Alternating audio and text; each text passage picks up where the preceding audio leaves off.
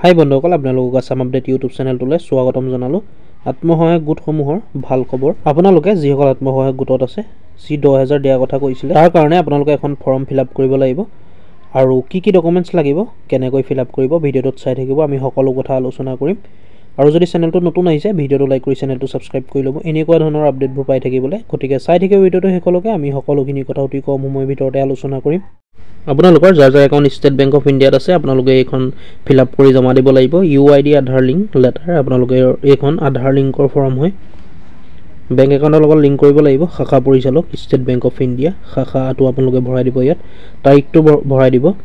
প্ৰিয় ছাৰ মহিলা, saving bank একাউণ্টত একাউণ্ট নং মোৰ নামত, একাউণ্টৰ সৈতে আধাৰ UID নাম্বাৰ লিংক কৰা। এইখন আধাৰ লিংক কৰা হয়। যাৰ বেংক একাউণ্ট আধাৰ লিংক নাই, বেংক একাউণ্টত আপোনালোকে আধাৰ লিংক কৰি ল'ব। বিশেষকৈ ষ্টেট বেংকৰ ক্ষেত্ৰত এইখন ষ্টেট বেংকৰ ফৰ্ম হয়। ইয়াত আপোনালোকে ফিল আপ কৰি ল'ব। যাৰ ষ্টেট বেংকৰ একাউণ্ট আছে সেইসকলে। এই ফৰ্মখন মই ডিছক্ৰিপশ্যনত দি দিম, আপোনালোকে তাৰ পৰা ডাউনলোড কৰি ল'ব। ডাউনলোড কৰি ফিল আপ কৰি বেংকত জমা দিব লাগিব।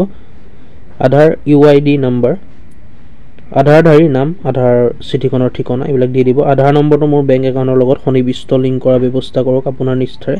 ইয়াত আপোনালোকৰ একাউণ্টধাৰী স্বাক্ষৰ, আপোনালোকৰ নামটো ইয়াত লিখি দিব।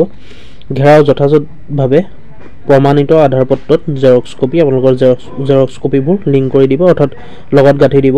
বেংক একাউণ্টৰ সৈতে আধাৰ নম্বৰ সন্নিবিষ্ট সংযোগৰ নিশ্চিতকৰণ, ভাৰতীয় ষ্টেট বেংক শাখা আধাৰ UID নম্বৰৰ সৈতে সংযুক্ত কৰি দিব। ইয়াত তাৰিখটো লিখি দিব। এইখন ফৰ্ম আপোনালোকৰ বেছি দীঘলীয়া নহয় বন্ধুসকল, আপোনালোকে এইখন ফিল আপ কৰিব পাৰিব অতি সহজতে। বেংকৰ অনুমোদিত বিষয়ে ইয়াত আপোনালোকে ষ্টাম্প মাৰি দিব।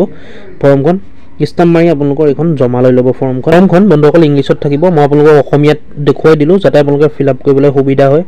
ইয়াত দিয়া আছে the branch manager State Bank of India, ব্ৰাঞ্চটো লিখি দিব, ডেটটো লিখি দিব। ইয়াত there sir madam saving bank account নম্বৰটো আপোনালোকে লিখি দিব ইয়াত। আৰু বেংক একাউণ্ট নম্বৰ ইয়াতো লিখিব লাগিব, আপোনালোকে লিখি দিব।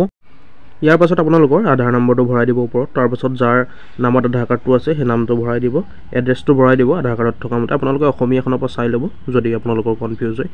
ইয়াৰ পাছত ইয়াৰ ফেইথফুলি আপোনালোকে ইয়াত ছিগনেচাৰ কৰিব লাগিব। আৰু আপোনালোকৰ এইটো দেখিছে, আপোনালোকে নেম যিটো অপশ্যন আছে তাত ছিগনেচাৰ এটা কৰিব লাগিব আপোনালোকে। আৰু লগতে আপোনালোকে আধাৰ কাৰ্ডটো জেৰক্স কৰি গাঁঠি দিব।